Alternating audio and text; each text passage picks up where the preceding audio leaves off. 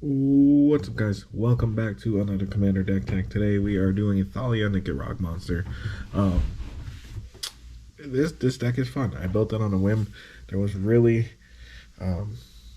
no specific reason I wanted to build it. I did pull this out of a pack and went, "Oh, this will be fun. Well, let's build it." So, what THALIA and a GITROG monster does: first strike, death touch. You can play additional land on each of your turns. Creatures and non-basic lands your opponents control enter the battlefield tapped, and whenever Thalia and a GITROG monster attack, sacrifice a creature or a land card and then draw a card. So that's a whole lot on one card. A whole lot of effects, a whole lot of game, whole lot of effects on one card. But so I kind of built this kind of like a landfall deck and a little bit of stacks. So let's jump into this, guys. I'll show you what we're running. But this is the commander. We're going to set her off to the side there like that. We're going to kick it off with the creatures. Like I said, landfall. So Runap Excavator, because we're going to have a lot of lands and a lot of sack lands. So we're going to need to get those lands back from the graveyard to sack them again and get more lands. Azusa Lost but Seeking to play more lands. Fertilid to get more lands. Wood Elves to get more lands. Beanstalk Giant, we are playing landfall, so we're going to have a lot of lands. It's a way to search for the more lands, and then it gets really, really big late game. Burnished Heart, self-explanatory, get more lands. Those are our creatures that are going to get us more lands. We are running a Duskshell Crawler. This is a 1 and a green for a 0/3. When it enters, you put a +1/+1 counter on target creature. Each creature you control with a +1/+1 counter on it has trample. Now, we are running Felidar Retreat in here, so we get to put +1/+1 counters on stuff. We do have a Proliferator as well. So this, a little bit later in the game, especially with Felidar Retreat, gives you a bunch of tramplers, which is always nice. We have a Mother of Runes because protection. A Golgari Finebroker. Sometimes we have to get something back from the graveyard. Here's one way to do it. Those are those. And then we're running a Ren's Run Hydra. We're going to have a lot of mana.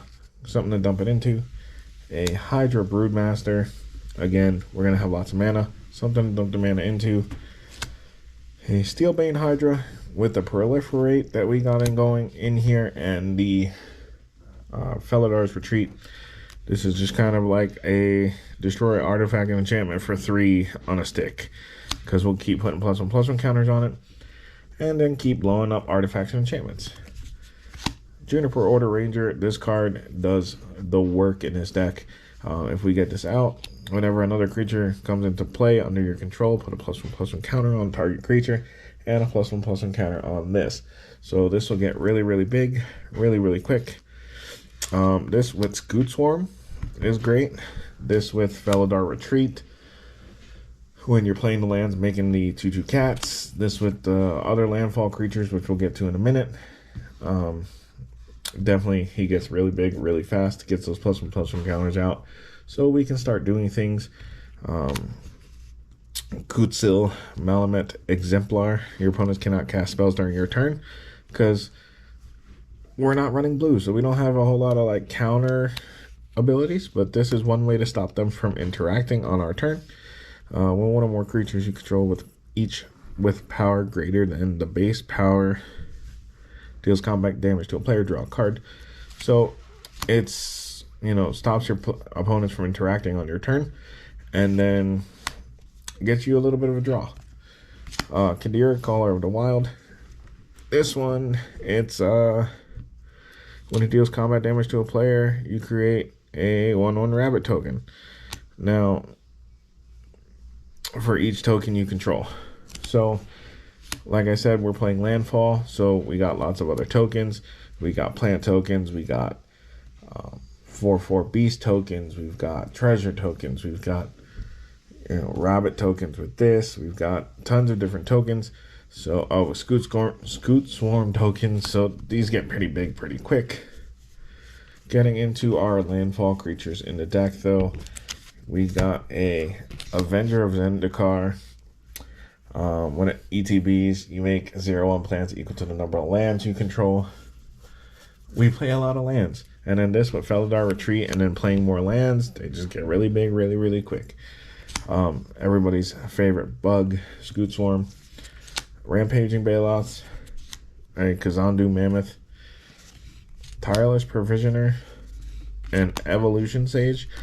Now, I know there's the Tireless Tracker also, which is landfall. That makes the clues. I don't have one, so I'm playing this. And then Evolution Sage to proliferate. We got Oracle Moldiah. We can play an additional land each turn and reveal the top. Play with the top card of your library revealed, and you can play lands from the top of your deck. Just one way to get more lands out. Okay, so now these are our heavy hitters in the deck. They aren't landfall creatures, but they definitely impact the game when they come in. The GITROG monster with this and Thalia on the board. Every time you sack a land attacking with Thalia, you'll get 2 draws off of it, because when the GITROG monster sees the land go to the graveyard, you will draw a card. We got an Elesh Norn Grand Cenobite.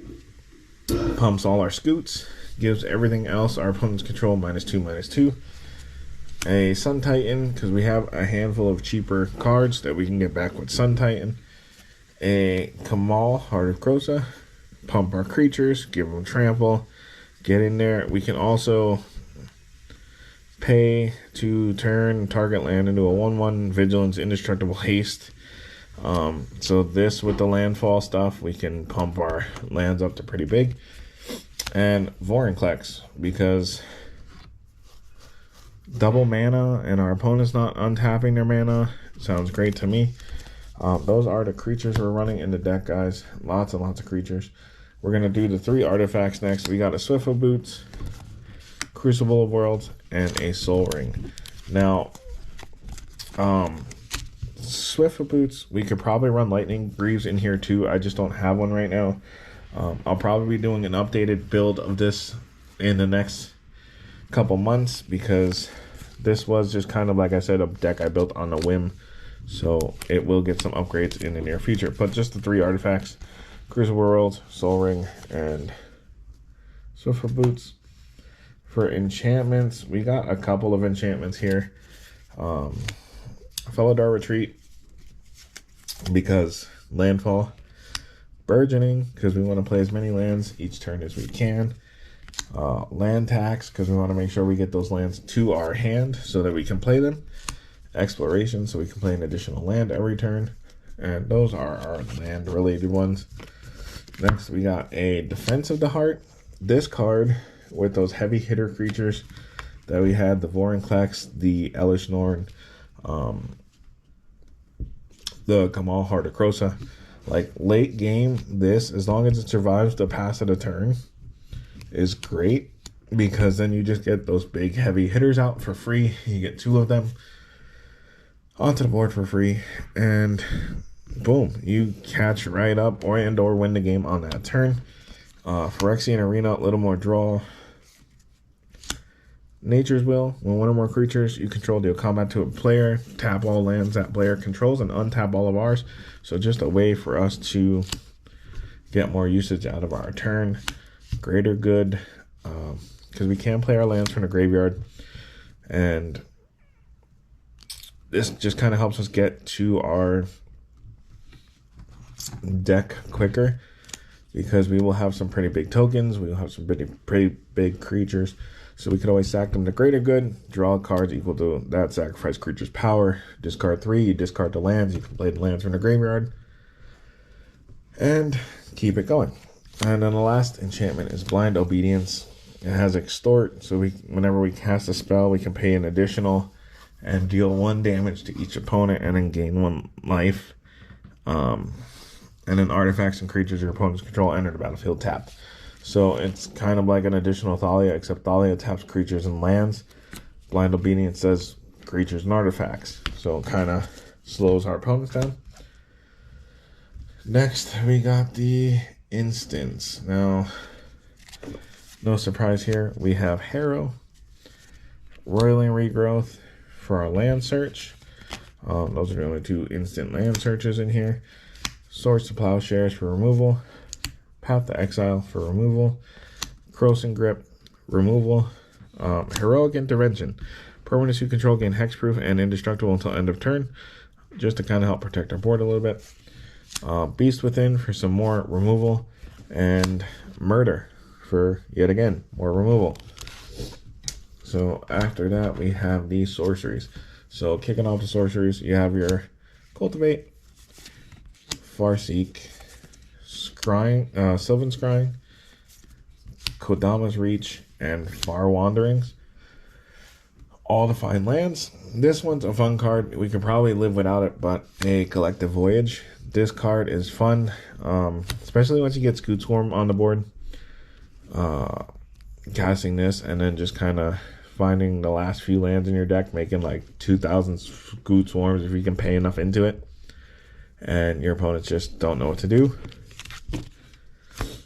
Those are the land searching ones. We have one Diabolic Tutor in here.